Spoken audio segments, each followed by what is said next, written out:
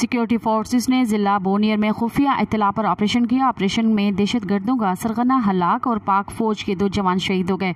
पाक फौज के शोबा तलकाए आमा के ISPR के मुताबिक ऑपरेशन में 2 दहशतगर्द जख्मी हुए। सलीम उर्फ रबानी दहशतगर्दी के मुतअद्दिद कार्रवाइयों और शहरियों से भत्ताखोरी और टारगेट किलिंग में भी मुलविस रहा। हुकूमत ने दहशतगर्दों के सरगना सलीम उर्फ रबानी की सर की कीमत 50 लाख रुपए मुकर्रर कर रखी थी। ISPR के मुताबिक शहीद होने वालों में लाइन्स हवलदार मुद्दसर महमूद और लाइन्स नाइक हसीब जावेद शामिल हैं। पाक फौज के इलाके में दहशतगर्दों के खात्मे के लिए क्लियरेंस ऑपरेशन जारी है। शहीद होने वाले मुद्दसर महमूद का ताल्लुक रावलपिंडी से है, जबकि हसीब जावेद जिला पूंछ आज़ाद कश्मीर के रहने वाले थे। ISPR का कहना है कि सिक्योरिटी फोर्सेस दहशतगर्दी के खात्मे के लिए पुरअज़म हैं।